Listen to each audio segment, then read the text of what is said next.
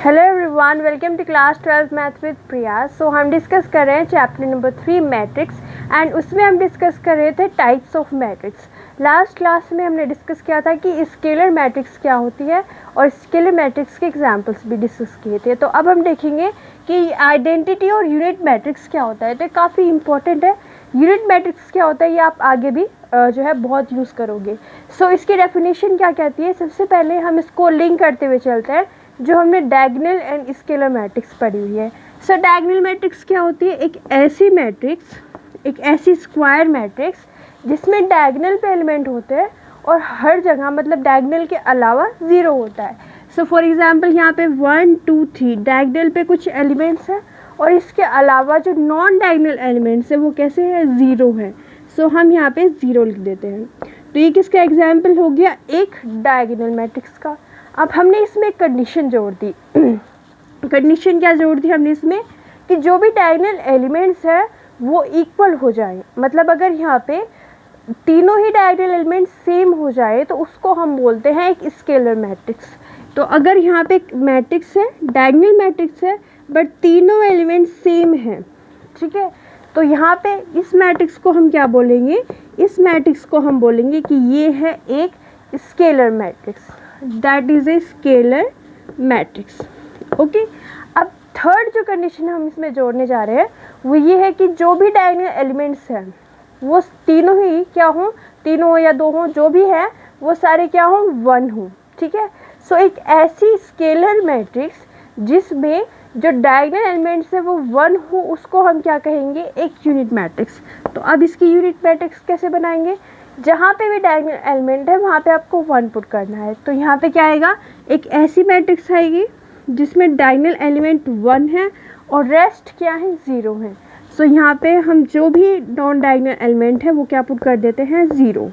तो ये क्या है, एक यूनिट मैट्रिक्स है। ये क्या हो गई, एक unit matrix. So I hope यहाँ से आपको डेफिनेशन लिंक किया होगा आपने कि जो इसके जो डायगोनल मैट्रिक्स होती है उससे हम स्केलर पे कैसे जाते हैं और स्केलर से फिर हम यूनिट मैट्रिक्स पे कैसे जाते हैं। इसमें कंडीशन जुड़ती है कि तीनों ही एलिमेंट सेम हो, तीनों हो या जो भी डायगोनल एलिमेंट्स है वो सेम हो तो वो हो जाएगी स्केलर। अगर यहाँ पे जो सेम एलिमेंट्स है वो वन के इक्वल हो तो उसको हम क्या कहेंगे, यूनिट मैट्रिक्स।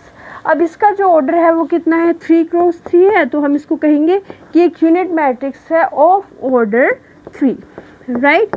तो ये है सिंपल सी डेफिनेशन कि यूनिट मैट्रिक्स कैसे होती है।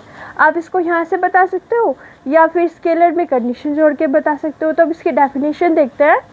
यहाँ पे क्या लिखा हुआ है, आइडेंटिटी और यूनिट मैट्रिक्स। सो एक स्क्वायर मैट्रिक्स, स्क्वायर मैट्रिक्स, हम ये स्क्वायर मैट्रिक्स की बात कर रहे हैं, 3 क्रॉस 3 2 क्रॉस 2। तो एक ऐसी square matrix in which elements in the diagonal are one, जो डायगोनल पे एलिमेंट्स है वो कैसे हैं, वन के इक्वल है, ठीक है। जैसे यहाँ पे एक ऐसी स्क्वायर मैट्रिक्स जिसमें डायगोनल पे एलिमेंट्स किसके इक्वल है, वन के इक्वल है। अब अदर्स क्या है, so and rest are all zero, जो भी बचे हुए हैं वो कैसे हैं, ज़ीरो हैं, ठीक है। Is called an identity matrix. ऐसी मैट्रिक्स को हम क्या बोलते हैं, एक आइडेंटिटी मैट्रिक्स बोलते हैं। फिर से एक ऐसी स्क्वायर मैट्रिक्स जिसके डायगोनल पे वन हो उसको हम क्या बोलेंगे, उसको हम बोलेंगे यूनिट मैट्रिक्स, ठीक है।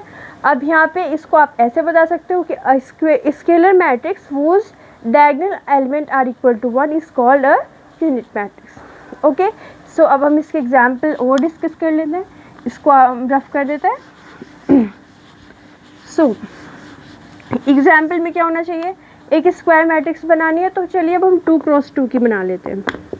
ओके, तो 2 क्रॉस 2 के यहाँ पे मैट्रिक्स बना रहे हैं। इसमें क्या होगा, डायगोनल पे एलिमेंट वन होगा, तो यहाँ पे डायगोनल पे एलिमेंट हमने क्या रख दिया, वन। अदर क्या होंगे, ज़ीरो। तो डायगोनल के अलावा जहाँ भी हमारे पास एलिमेंट्स है वो क्या करती है, ज़ीरो। तो ये हो गई एक identity matrix of order 2। Okay, जो हमने अभी एग्जाम्पल डिस्कस किया है उसमें क्या देखा है कि डायगोनल एलिमेंट्स में क्या है, वन, और इसके अलावा जो भी रेस्ट है हमारे पास वो क्या है, ज़ीरो है, ठीक है। तो ये हमारे पास इसके एग्जाम्पल्स हो गए, ठीक है। अब आप इसको थोड़ा सा फ्लो चार्ट बना के देख सकते हो कि पहले हम बात करेंगे किसकी, डायगोनल मैट्रिक्स की, ठीक है। उससे फिर हम कहाँ पे जाएंगे, उससे हम जाएंगे स्केलर मैट्रिक्स पे, और स्केलर मैट्रिक्स में कंडीशन जोड़ के हम किस में जाएंगे, यूनिट मैट्रिक्स पे जाएंगे। ओके, सो ये है कंसेप्ट कि यूनिट मैट्रिक्स क्या होती है। आप इसका स्क्रीनशॉट ले सकते हो। ओके, तो अब देखते हैं कि null और ज़ीरो मैट्रिक्स क्या होती है। चलिए देखते हैं।